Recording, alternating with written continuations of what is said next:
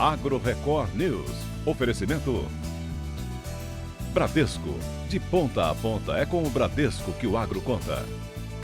Micro Essentials da Mosaic. NPS em grânulo único.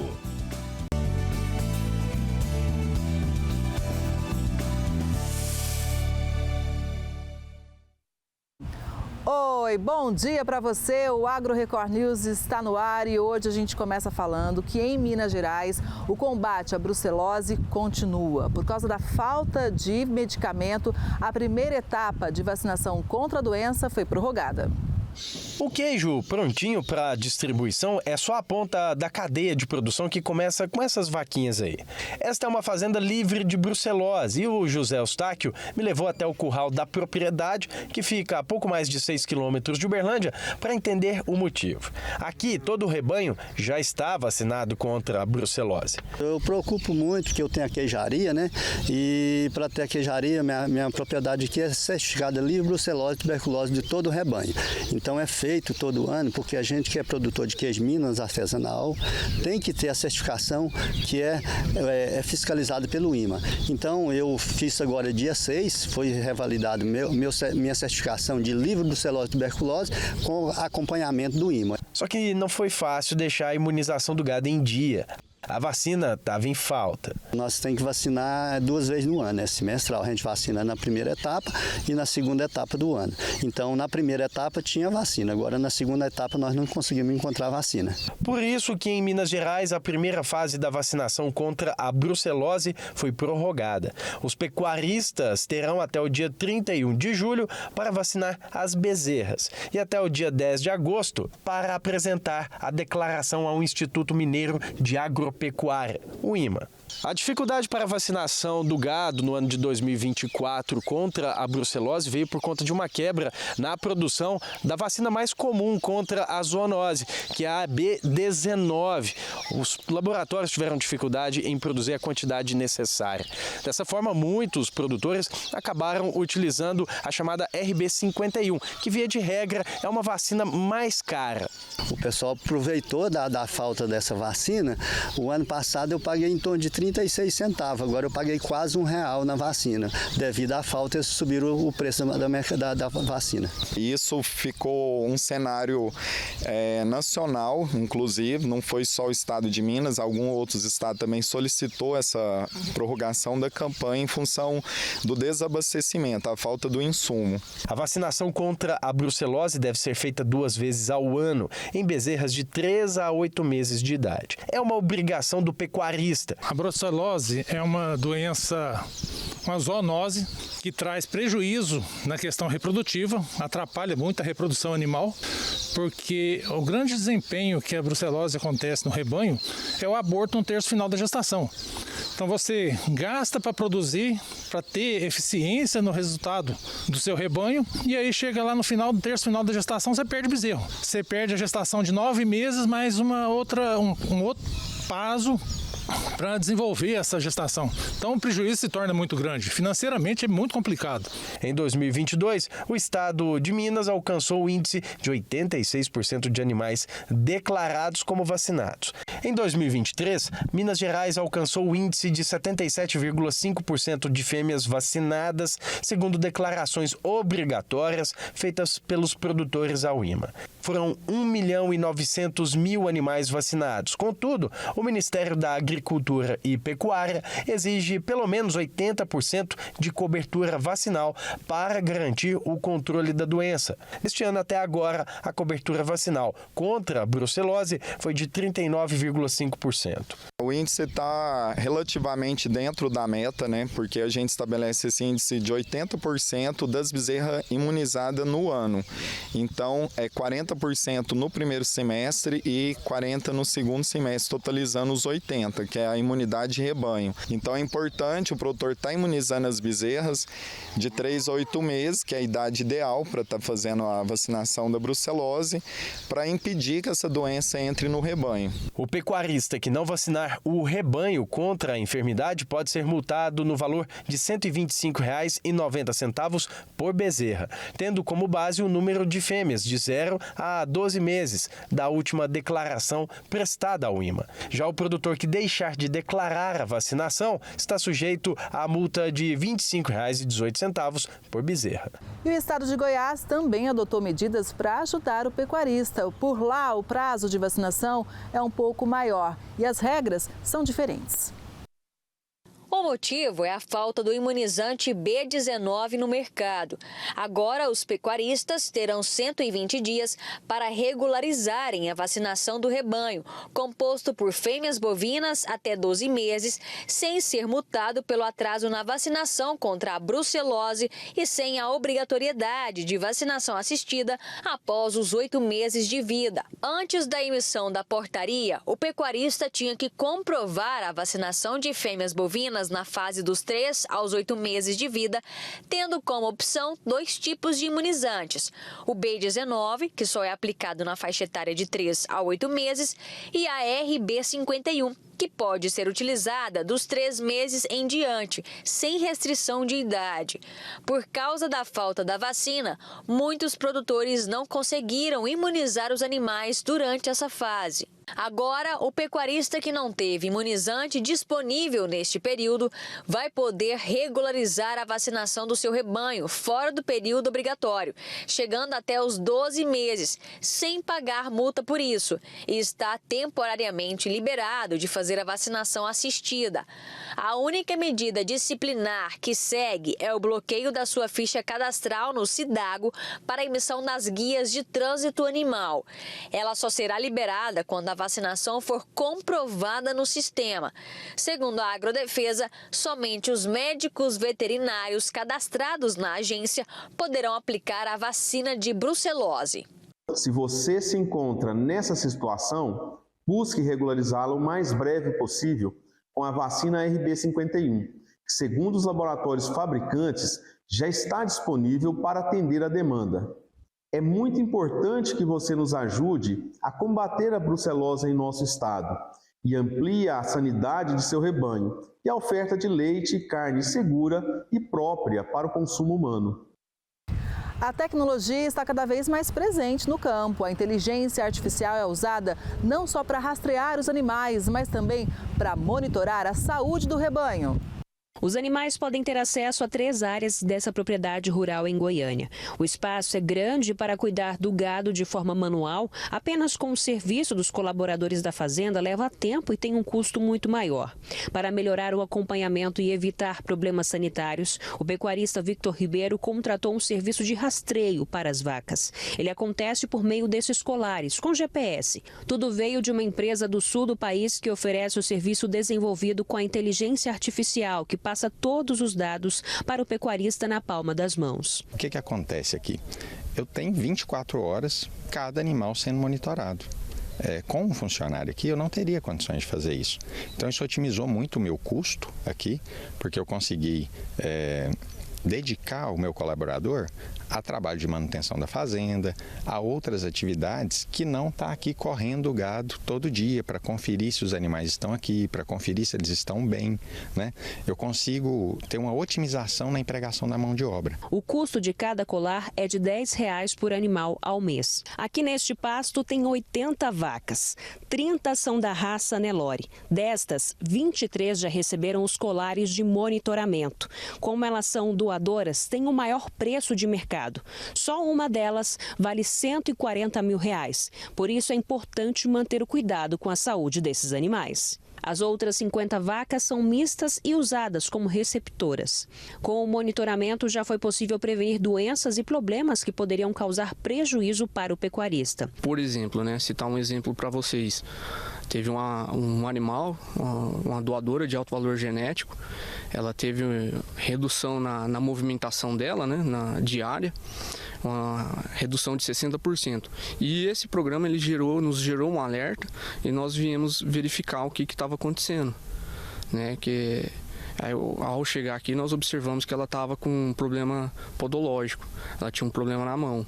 Então, esse sistema é importante que ajuda no monitoramento da saúde do animal. Agora, a intenção do Victor é ampliar o programa de monitoramento dos animais com foco na saúde, além do rastreamento como já é feito, e também diminuir o custo para quem trabalha com gado comercial para que possa ter acesso à mesma tecnologia. A gente tem já um projeto em desenvolvimento onde a gente mescla os colares com brincos. Por quê? Porque o brinco ele vai trazer a identificação do animal desde bezerrinho. Esse brinco vai registrar a movimentação desse animal para a gente poder trabalhar a saúde dele. Ele vai se comunicar por um protocolo de pequena distância com os colares dos animais que já estão agrupados. Por exemplo, numa situação como essa, um brinco, ele comunicaria com o colar e o colar serviria como um roteador para enviar essa informação para a antena que fica estrategicamente posicionada na propriedade. Por isso, pesquisadores e alunos do Instituto de Informática e do Centro de Excelência em Inteligência Artificial da Universidade Federal de Goiás irão atuar no novo projeto. A gente está falando de um gado de elite, que é um gado caro. Então, com esse sistema, com esse monitoramento, ele simplesmente mostra a quantidade de passos e por onde que ele está andando. Então a gente pretende, com o uso da inteligência artificial, a gente conseguir coletar, né, o comportamento de quanto que esse animal anda. E já tem estudos mostrando que quando o animal começa a andar menos, ele tem algum problema de saúde. Então a ideia é que essa solução ela consiga prever antes que o animal tenha de fato um problema mais grave. Francisco Eduardo é estudante de veterinária e também irá compor parte da equipe. É uma questão revolucionária, né? Vai mudar bastante coisa aí. A gente tem essa perspectiva que vai ajudar muito o pecuarista no geral e que promete aumentar muito a produtividade. A ideia central é concentrar as informações dos brincos colocados nas vacas receptoras no colar instalado nas vacas doadoras. Assim, tudo será transmitido para a antena na fazenda que chega ao sistema em tempo real. É o uso consciente da inteligência artificial e tecnologia no campo, aliados que prometem diminuir custo e melhorar a produção do gado. Foi confirmado mais um caso de raiva bovina no oeste de Santa Catarina. O animal foi encontrado caído no pasto.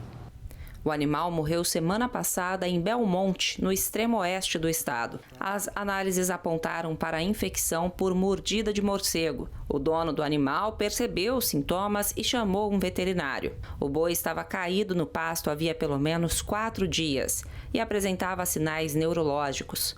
Depois da suspeita, a Companhia Integrada de Desenvolvimento Agrícola de Santa Catarina, SIDASC, assumiu a investigação. O boi precisou ser sacrificado, já que a doença apresenta grande risco aos humanos, além de ocasionar sofrimento ao animal infectado. Para evitar a contaminação por raiva, os produtores devem vacinar os animais. A SIDASC informou que nos meses de maio, junho e julho, outros 3 casos foram registrados, também no extremo oeste de Santa Catarina.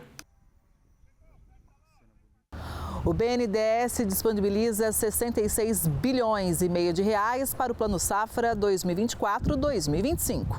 O montante representa um aumento de 73% em relação ao ano anterior e é o maior orçamento já oferecido pelo banco. Do total, 33 bilhões e 500 milhões de reais vão contar com a equalização de taxa de juros. Desse montante, 18 bilhões e 700 milhões de reais vão ser destinados a médios e grandes produtores agrícolas e empresariais, com taxas de juros entre 7% e 12% ao ano. Esse valor representa um aumento de 26% em relação ao último ano safra. De acordo com Aloísio Mercadante, presidente do BNDES, o banco está retomando o seu papel fundamental no Plano Safra e no apoio ao setor agrícola. Ainda segundo o Mercadante, o banco deu um salto extraordinário, aumentando os recursos em 57% no ano passado e mais de 70% este ano.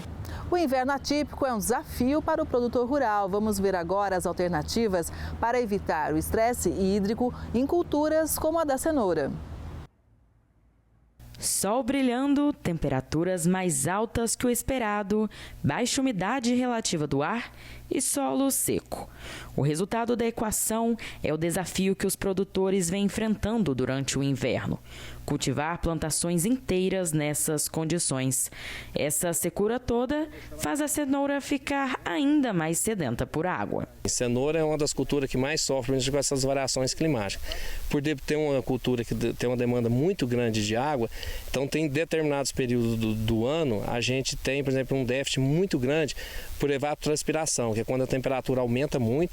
Geralmente os plantios que consistem agora a partir do mês de agosto até novembro, que a temperatura sobe, o período chuvoso ainda não entrou, então a gente tem, vamos supor, temperatura alta e o tempo e o clima muito seco. Então você tem uma exigência muito grande, principalmente do sistema de irrigação. Acaba tendo uma demanda maior no volume de água. Para sobreviver com qualidade no período, cada produção tem seus métodos.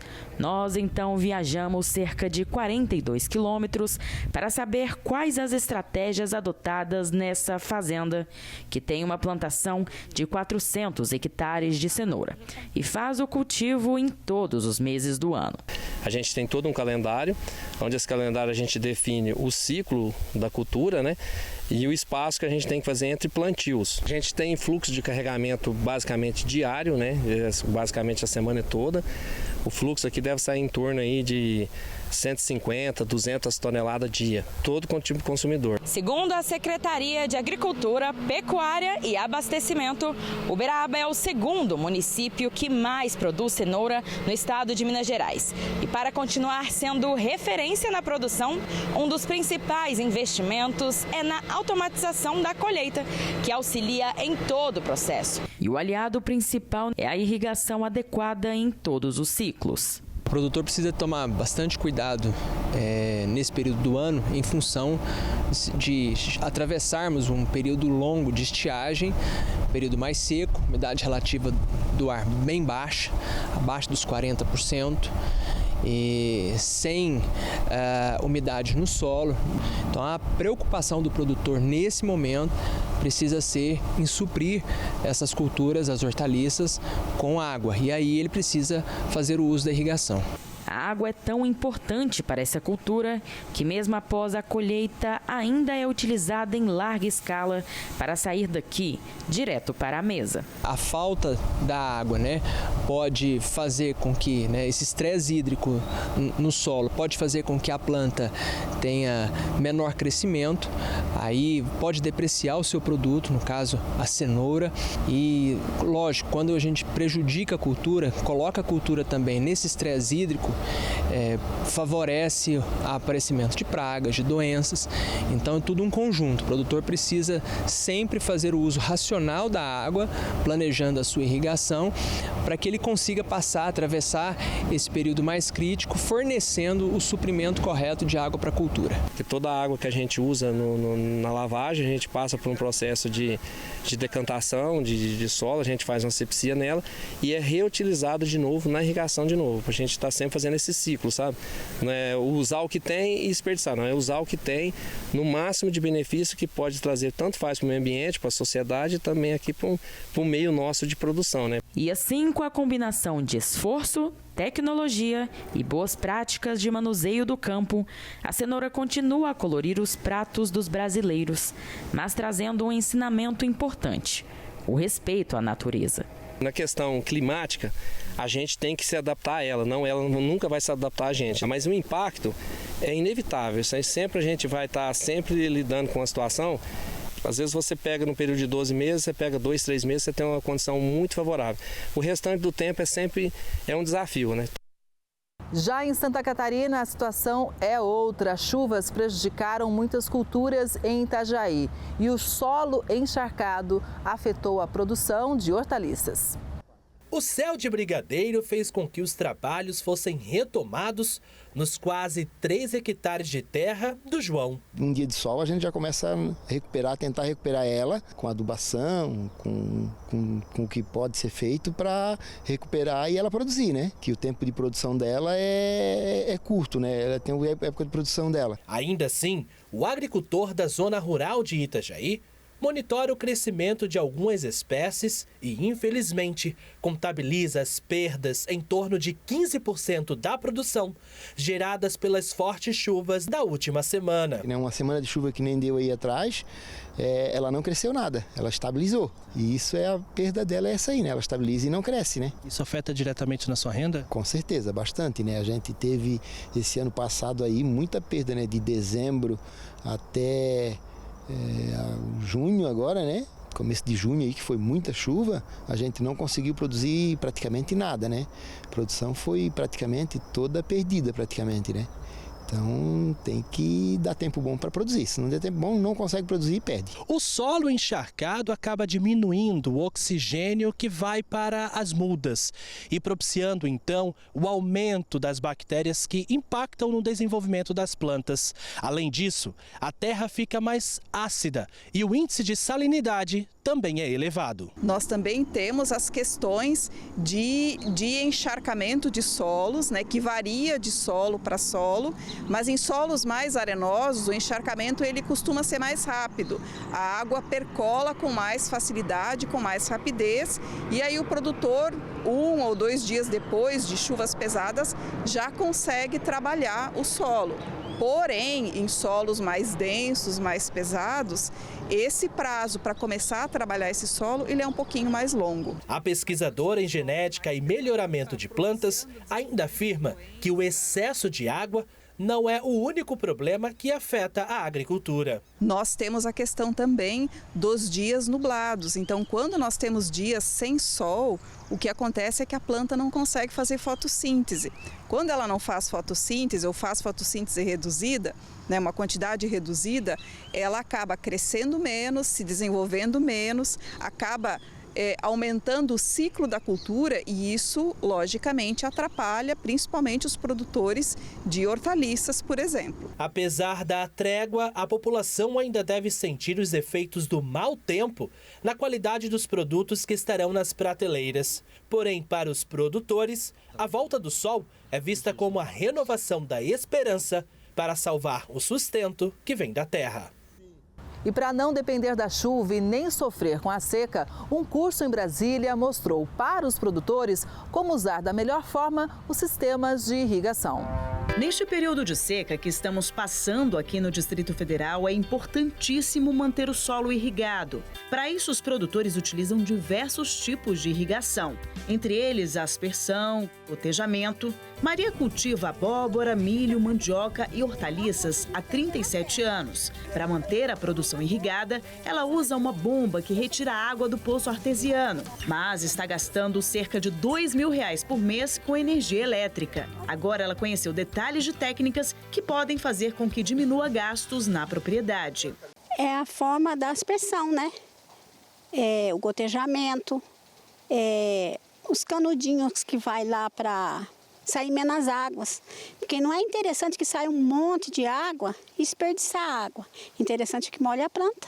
Esse conhecimento a Maria adquiriu durante as 8 horas de treinamento que a Emater ofereceu a produtores do Caúbi 1, que fica no Riacho Fundo 2. Durante o curso, o produtor aprende a fazer um manejo correto de irrigação, como reduzir as horas que ele disponibiliza aqui na atividade e assim ele pode organizar melhor o tempo nas outras atividades do campo. Ele aprende também a redimensionar todo o sistema de irrigação na propriedade e a importância da automatização. A Emater identificou aqui que a maioria dos nossos agricultores, dos pequenos agricultores, que é o público da Emater, eles usam a irrigação de uma forma empírica. E por usar a irrigação de uma forma empírica, eles acabam tomando muito prejuízo, né? Tendo redução na sua produção, gastando mais energia elétrica, mais água do que o necessário. Então eles estão aprendendo que é possível melhorar o sistema de irrigação deles, a irrigação deles, sem investir muito.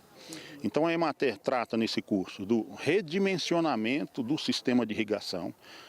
Por eles não fazerem projeto, os sistemas em geral são superdimensionados. Então a ideia é que eles redimensionam os sistemas e para isso a Emater se coloca à disposição para isso.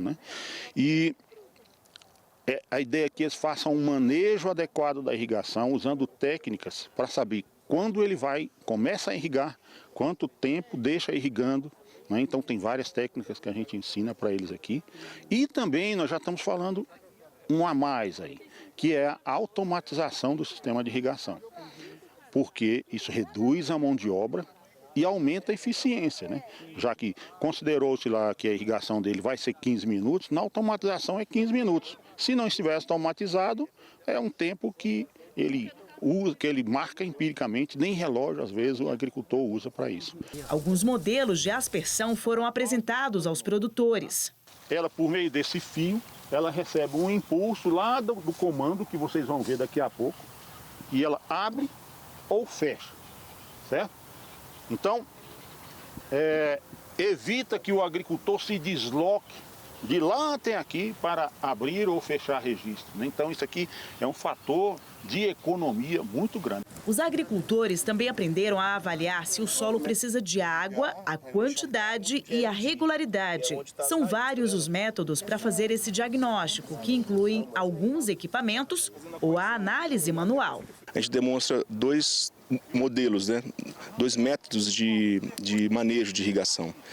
E um deles é o principal, que a gente divulga bastante nos nossos cursos, é o Irrigas. Ele é uma cápsula porosa que identifica se há umidade no solo ou não. É um método muito simples de acompanhar, baseado na pesquisa, então ele tem certificação científica, ele tem estudos, né, que baseiam o uso dele. E o outro é a tatoaparência, é o método sensorial, que o produtor pode aferir sensorialmente, pegando o solo, fazendo a manipulação do solo na zona radicular, sempre, né, na zona radicular onde existe raiz, para ver se precisa ou não de água, fazendo a identificação se o solo está úmido ou não. João produz quiabo, abacate, mandioca e pitaia. Ele utiliza a técnica manual para saber se o solo precisa de irrigação ou não e acha mais prático. Eu uso no contato, né, na mão, né? Quando ela está bem apertando, fazendo muito bolo, aí eu sei que está passando um pouquinho. Aí eu diminui a molhação. Quando ela está se soltando um pouquinho da mão, aí eu sei que está perfeito. Edson cultiva frutas há 12 anos. Ele fabrica polpa e vende.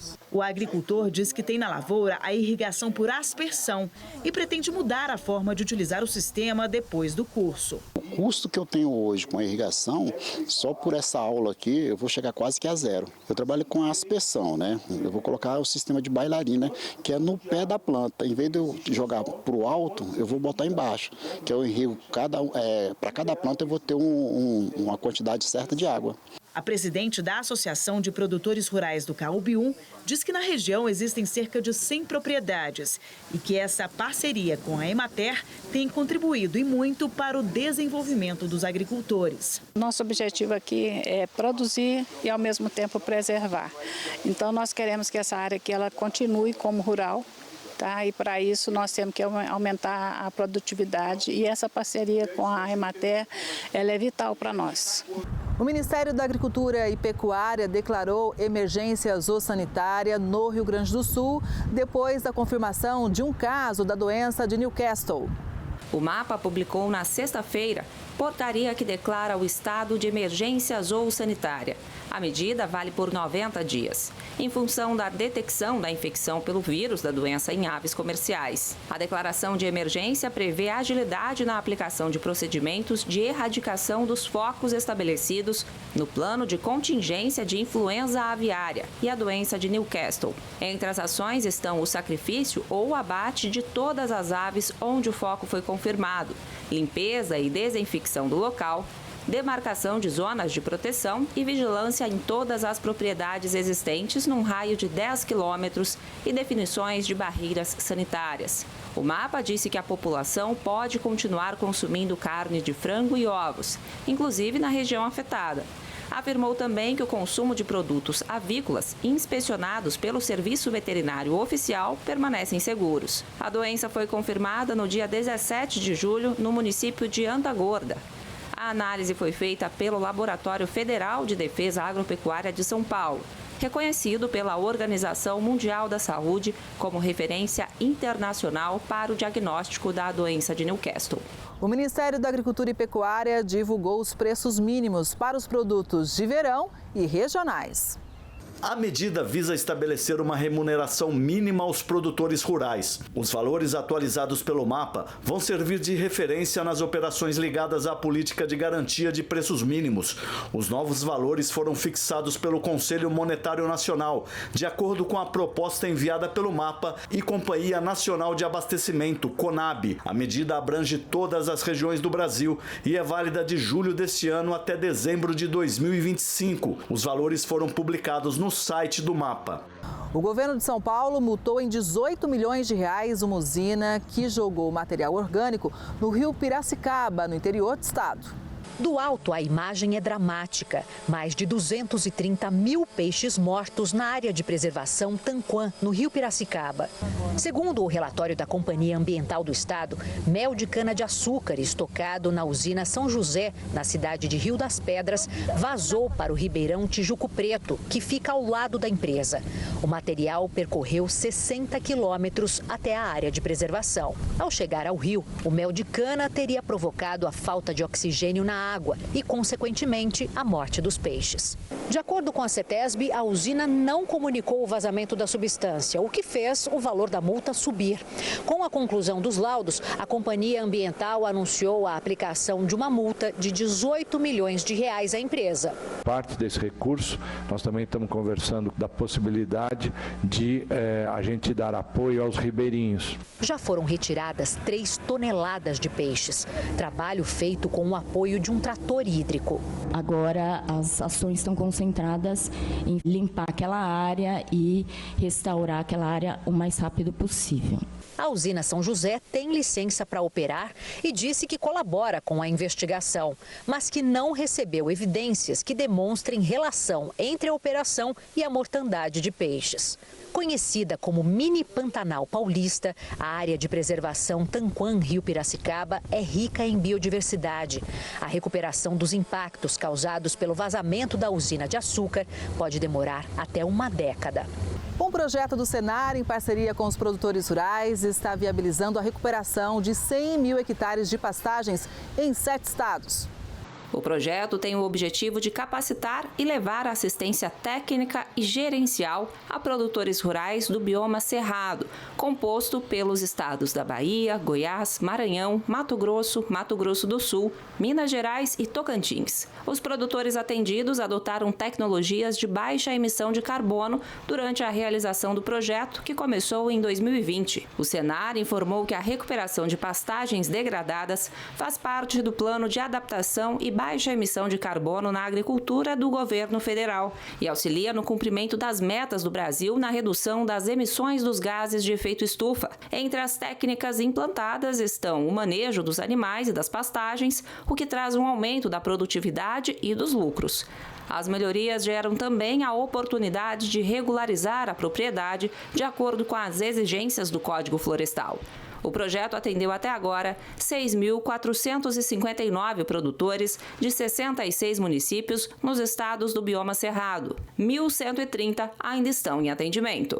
Um programa de melhoramento genético tem ajudado a fortalecer as cadeias de produção de carne e de leite em Minas Gerais. Com um dos maiores rebanhos do país, o estado de Minas Gerais conta com produtores cada vez mais interessados na melhoria genética para criar animais mais produtivos, saudáveis e rentáveis. Para conhecer mais sobre essa inovação que está transformando o campo, nós fizemos 2 paradas importantes.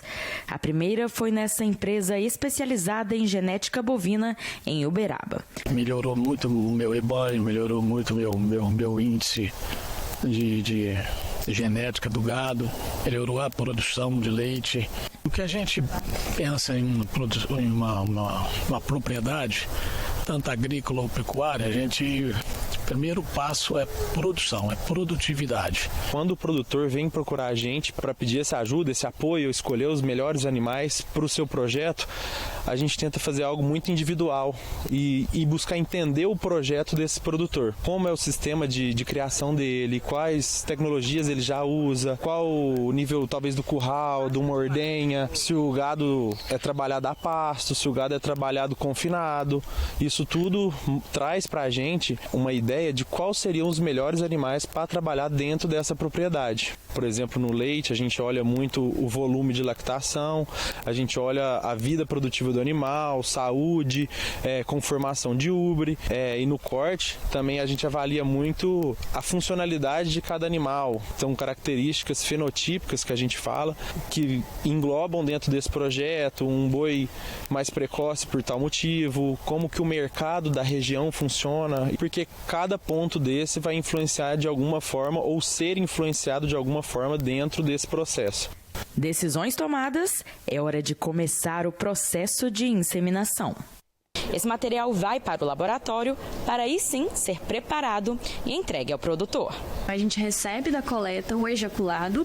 Aqui dentro a gente já começa a fazer umas análises de aspecto, volume, concentração, motilidade para determinar quantas células vivas viáveis eu tenho na amostra. Um ejaculado produz em média 400 doses aproximadamente. Em seguida a gente faz o invase. Do invase, a gente já vai para o congelamento dessas doses e 48 horas depois dessas palhetas terem sido congeladas, a gente realiza o nosso controle de qualidade. A gente precisa garantir com que essas células mantenham uma qualidade suficiente para quando chegar a campo a gente conseguir ter uma boa fertilização. Nossa segunda parada foi nessa fazenda em Conceição das Alagoas. Aqui, a prioridade do Sérgio é o leite. Na pecuária, a gente, como pequeno produtor, faz o processo total, desde o nascimento até o abate final do animal. Tendo aproximadamente 100 animais na propriedade, ele herdou o gosto pela pecuária do pai. Com os olhos voltados ao futuro e um pé na tradição, decidiu elevar a qualidade do rebanho e o lucro da fazenda familiar. O Sérgio comprou o touro Midas, o animal Guzerá, no ano de 2013. O negócio foi viabilizado pelo Progenética, criado com o objetivo de levar o melhoramento genético aos pequenos e médios pecuaristas e agricultores familiares. A gente sabe que hoje um animal, um touro adquirido através do programa, ele é responsável pela melhoria de aproximadamente 75% do rebanho. Então, esse programa ele veio para facilitar o contato direto desses produtores que querem melhorar, né, o seu rebanho com um produtor que produz esses touros já geneticamente melhorados. O investimento foi um divisor de águas para o produtor, que rapidamente percebeu que ciência e tradição poderiam caminhar juntas e passou a colher os frutos das práticas de melhoramento. Primeiro, a saúde que os bezerros nascem. O Guzerá, eu brinco, falo que você cria ele com meia xícara de leite por dia. Mesmo com essa crise que o gado está, eu nunca tive dificuldade de vender um bezerro de acabamento final aqui depois da desmama. É o contrário, já quase que briga. A soma de tudo isso para o João e para o Sérgio não inclui somente investimentos certeiros em genética, mas também a localização privilegiada. Minas Gerais tem o 4º maior rebanho bovino do Brasil, segundo o IBGE. Em 2022, o estado apresentou um crescimento de 0,6% em relação ao ano anterior, chegando a 23 milhões de cabeças. Já dados da pesquisa pecuária municipal afirmam que o estado é o maior produtor de leite do país e possui o maior rebanho de vacas ordenhadas, composto por 3,1 milhões de animais. Minas Gerais saiu na frente, né? A partir do momento que criou uma política, que hoje é considerada uma política pública de Estado, justamente pensando na melhoria da qualidade genética do rebanho do Estado. Agora eu tenho um recado da Mosaic para você, produtor, que está assistindo ao Agro Record News. Como você mede o desempenho da lavoura, acompanhando a performance ao longo do ciclo. E performance de alto nível é com Micro Essentials, o fertilizante com NPS em um único grânulo da Mosaic, que aporta na mesma aplicação nitrogênio amoniacal decisivo para o desenvolvimento das plantas, fósforo de alta solubilidade para raízes robustas em frutos cheios e 2 formas de enxofre que auxiliam na fixação do nitrogênio que são disponibilizadas conforme a necessidade das plantas. Nutrição uniforme e mais resultados na colheita. Fertilizantes com NPS em um único grânulo é Micro Essentials da Mosaic. Performance no mais alto nível. Saiba mais no QR Code na tela ou acesse nutriçãodesafras.com.br. Hora de conhecer um queijo produzido com leite de cabra que é muito premiado. Os produtores são de Brasília, olha aí. Começamos o nosso dia a caminho da propriedade, localizada no Lago Oeste, a cerca de 20 quilômetros da área central de Brasília. Não demorou muito para chegarmos na Cabríssima Queijaria Artesanal, uma fazenda 100% dedicada à produção de queijos de cabra. O cenário parece uma cena de filme, um sonho que demorou para ser concretizado, mas que superou as expectativas do casal, o Aurelino e a Giovana, baianos funcionários públicos que se conheceram em Brasília, se aposentaram e encontraram na produção rural uma paz em meio ao caos. Tudo começou com um presente de grego que eu dei para ela. No dia de aniversário de casamento, há alguns anos atrás, eu comprei 2 cabras e dei de presente, a Glória e a Vitória. Foram as 2 primeiras cabras que a gente criou. Tudo começou lá em 2017, quando os dois se encantaram pela alegria das cabras. E realmente, felicidade não falta por aqui. Um animal que favorece, que é um animal que interage com a gente, que é alegre, que brinca, que pula, que traz alegria e, além de tudo isso, é produtivo. Produz um alimento, um leite de altíssima qualidade. A paixão pelas cabras e pela vida rural se tornou um estilo de vida. Em 2019, o casal começou a produzir e comercializar queijos de altíssima qualidade. Os frescos e meia cura são os destaques. Por aqui também são vendidos vários produtos artesanais, produzidos cuidadosamente com leite de cabra. Temos o leite pasteurizado, fazemos os pães de queijo de leite de cabra, ambrosia com leite de cabra, né? Então a gente tem uma gama de produtos que dá para fazer um cardápio bem variado, né, na família. Este ano, Cabríssima ganhou medalha de ouro no 3º Mundial do Queijo do Brasil, que aconteceu em São Paulo. Eles também participaram do concurso internacional de queijos artesanais da Expo Queijo Brasil e saíram com mais 2 medalhas de ouro. É uma sensação única, só estando lá para a gente entender a importância, porque a gente sentir que ganhou o concurso e a gente está concorrendo com outros países, né? Então é emocionante, a gente fica gratificante porque a gente vê que o nosso trabalho está sendo reconhecido. A gente tem um reconhecimento, já um feedback direto das pessoas, dos nossos clientes que vêm aqui nos visitar no turismo rural. É muito bom. Mas quando a gente vê esse resultado por jurados, pessoas especializadas que conhecem de queijo, né? E a gente ganhar 2 ouros, um no Alpino, outro no Busan Alaouí de Chimichurri. Isso reforça, dá mais gás para a gente continuar no processo de melhoria do nosso produto. O concurso internacional da Expo Queijo Brasil foi realizado em Minas Gerais no mês passado. E não é qualquer coisa, não. Estamos sendo considerados como o concurso das Américas, porque são só queijos certificados e todas as regiões participaram, tanto como jurados, como no concurso, como também distribuindo seu queijo com uma população de 45 mil visitantes. Então nós tivemos um recorde em todos os setores da Expo Queijo em 2024. Ao todo, foram inscritos 1.100 queijos no concurso, que contou com a participação de produtores de 15 países diferentes e praticamente todos os estados do Brasil.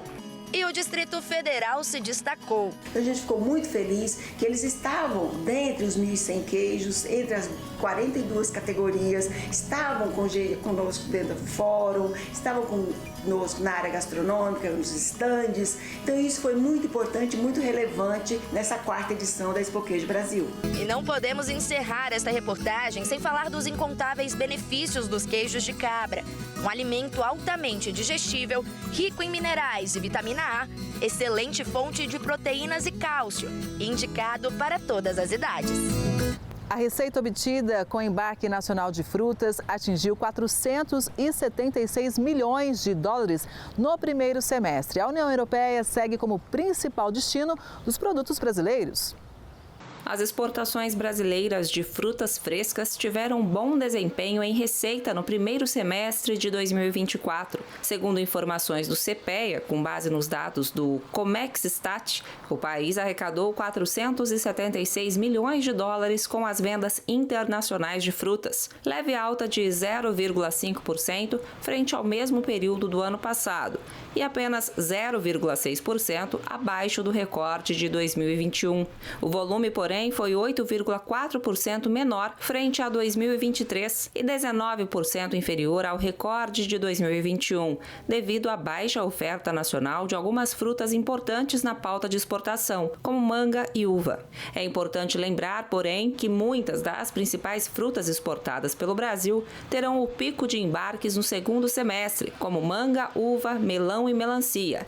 E desta forma é esperado que a maior parte da receita e do volume com as vendas externas ocorra na segunda metade do ano. Segundo a Abra Frutas, a fruticultura representa 16% da indústria agrícola brasileira e em 2023 as exportações de frutas frescas ultrapassaram $1 bilhão, o maior valor da história. A União Europeia seguiu como principal destino, mas os produtos brasileiros ganharam reconhecimento não apenas no bloco, mas também nos Estados Unidos, reforçando o potencial competitivo do país no mercado internacional. O vinho produzido em Minas Gerais começa a ganhar reconhecimento nacional e internacional. O sucesso da produção vem de uma técnica implantada pela EPAMIG. A técnica da dupla poda da videira vem sendo validada pela empresa de pesquisa agropecuária de Minas Gerais, EPAMIG, nas últimas 2 décadas. O sistema permite que uvas de alta qualidade sejam colhidas durante os meses de inverno, quando o clima é mais seco e ameno, favorecendo a maturação ideal dos frutos. A técnica se espalhou por diversas regiões de Minas, além de outros estados do Sudeste, Centro-Oeste e áreas como a Chapada Diamantina, na Bahia. Atualmente, 19 produtores estão incubados na vinícola da EPAMIG, onde cada um passa por uma triagem rigorosa para garantir a qualidade do produto final. Os primeiros vinhos produzidos com essa técnica chegaram ao mercado no início da última década e rapidamente ganharam espaço no cenário gastronômico. As primeiras premiações nacionais vieram em 2016 e as internacionais em 2017. A Polícia Ambiental de Goiás fiscaliza os rios do estado para proteger as espécies ameaçadas de extinção. A gente explica tudo na reportagem, olha aí. O Caio e a Brenda são donos dessa pousada em Aruanã. O lugar recebe turistas o ano inteiro. A gente já está com um fluxo bem grande na cidade há alguns dias, mas a segunda quinzena promete. Então, a expectativa é de receber aí 100% do pessoal aqui na pousada. Muitos turistas vêm em busca de pratos feitos com peixes da região, como esse filé preparado pelo Caio, que também é chefe de cozinha. Você pega o peixe, passa no ovo, depois vai para a farinha primeiro, empana bonitinho, volta para o ovo, bem molhadinho, e agora vai para a farinha panko, para finalizar. Depois disso eles já ficam desse jeito aqui que já está pronto, ó. E aí é só fritar. Os peixes usados nas porções vendidas aqui são comprados em peixarias credenciadas. Todos esses peixes a gente tem que seguir a legislação que nós compramos de pessoas com nota, que vendem os peixes para os restaurantes. Segundo a Polícia Militar Ambiental, existem várias espécies em extinção. Nesse caso, a pesca deve ser esportiva. Primeiramente, o pescador, para fazer a pesca esportiva, necessita primordialmente da licença de pesca, que é emitida por um órgão oficial do Estado. Depois, as espécies mais comuns da nossa bacia, como o piau, o mandubé, o barbado, o mandi, entre outras, de acordo com sua especificação de medida e peso, podem ser consumidos às margens dos rios, nos ranchos, nos acampamentos. Já o tambaqui pode ser consumido ou levado pelos pescadores. A espécie é invasora do rio Araguaia. Peixes como piau, mandubé, barbado e caxara podem ser consumidos às margens do rio. A gente não pode usar nenhum apetrecho de pesca que não selecione o pescado. Então a pesca é com várias anzóis, redes, tarrafas, espinhéis, todo tipo de material de pesca predatória proibido na pesca esportiva. Como os peixes da região não podem ser transportados, os consumidores vêm então até as peixarias à escolha de peixes como esse, o tucunaré. Esse aqui, comprado na peixaria, pode ser transportado, mas é preciso ter a nota fiscal. Se você comprar um peixe de pesqueira, ainda que você compre aqui na região do Araguaia e desloque para Goiânia com esse pescado, é importante que você leve a nota fiscal para comprovar que não é um pescado do rio, e sim de criatório. O Cleiton é dono dessa peixaria em Aruanã.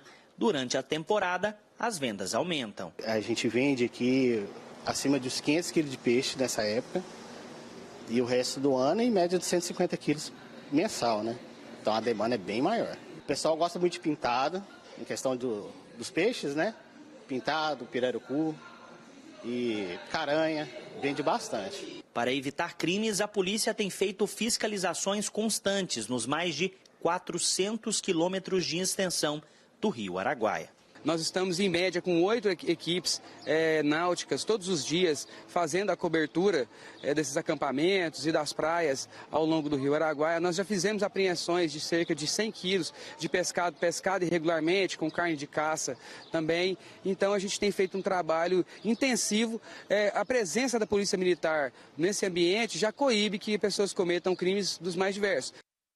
O morango que a gente compra no supermercado já é uma delícia, né? Agora imagine ir até uma plantação, colher e comer a fruta ali mesmo. Em São Gotardo, Minas Gerais, isso é possível. A lavoura é aberta ao público.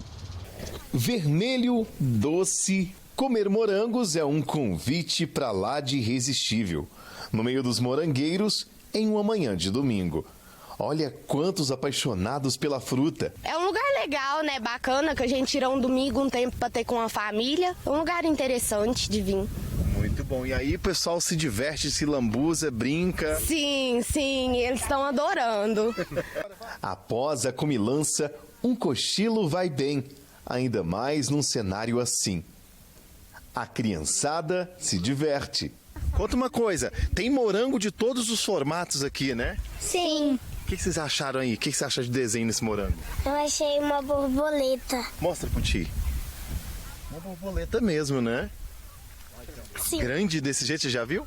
Não. Primeira vez? Sim. O que você achou de mais interessante da lavoura? A gente tinha achado um em forma de estrela. Cadê? Comeu. Para muita gente, o morango combina com romance. Rafael e a Andressa nos explicam que a fruta é perfeita para colher e degustar assim, juntinhos. E vale a pena viajar para viver esta experiência. É a conexão dos dois, né? Sair, divertir e passar comer o morango também, né? Isso. E o morango representa o que para vocês? Além dessa doçura toda. Uai, isso é um amor, né? Tipo assim, porque com carinho que vai se cultivando, né? O morango é uma fruta originária da Europa. Se adapta bem em regiões frias. Para conhecer este self-service a céu aberto, viajamos mais de 100 quilômetros. A plantação de morangos fica aqui na região do Alto Paranaíba, na cidade de São Gotardo, em Minas Gerais. Cerca de 4 quilômetros do centro da cidade. Uma área relativamente pequena, são 5 hectares de morangos plantados. O equivale a 350 mil pés da fruta. São Gotardo tem pouco mais de 40 mil habitantes. A temporada aberta ao público começa em junho e vai até agosto. 80% dos visitantes vêm de outras cidades. Rapaz, eu achei muito interessante, porque eu nunca tinha visto, não vou mentir, mas eu achei muito interessante, foi estar colhendo morango pra gente comer, né? Esse casal veio pelo 2º ano consecutivo e aproveitou para registrar o momento. Muito especial para os dois, que aguardam a chegada da Cecília. A gente vem todo ano, é bem legal. Né? É bom que a gente traz a família toda para todo mundo tá aproveitando também. Todo ano tem que fazer um registro. Todo ano. Esse ano com uma pessoinha a mais. O morango é da qualidade Dover. Naturalmente ele costuma ser mais ácido, mas esse aqui não. Para os visitantes, uma experiência incrível. Alguns, pela primeira vez, podem colher o morango direto no pé. E olha, além de ser bastante grande, ele é bem doce. De acordo com os produtores rurais dessa plantação de morango, o segredo para esse sabor está na hora de produzir a planta. É porque ela não leva nenhum tipo de agrotóxico, é totalmente orgânica. O sabor é inigualável. Planta, faz as mudas, as matrizes, planta as matrizes, multiplica as mudas, depois passa para os canteiros. E depois vem com a enlonação. Ele recebe irrigação o período todo? Nós costumamos irrigar umas 3 vezes por semana, 2 vezes, depende do que o solo pedir, né? Por que ele fica tão doce, Guilherme? Isso é porque depende do clima também, né? Tem, às vezes o clima não ajudar e ele não fica tão doce. Vender morangos assim é uma tradição de 25 anos. A lavoura pode ser visitada das 8 da manhã às 5 horas da tarde. A pessoa tem a opção de pagar R$ 25 e pode comer à vontade ou levar para casa. O quilo sai por R$ 45. O que mais chama atenção é o fato da proposta que os donos, são 4 produtores que se uniram nesse projeto, já tem em torno de 25 anos que funciona nessa modalidade, onde as pessoas entram e podem se servir à vontade. Então você não encontra, são poucas lavouras que fornecem, eu cheguei a olhar essa modalidade no Brasil, então isso facilita bastante e chama bastante atenção. E tem essa experiência mesmo em família e para as crianças é ótimo, né? O Agro Record News de hoje fica por aqui. Obrigada pela sua audiência e, claro, eu espero você no próximo programa. Até lá!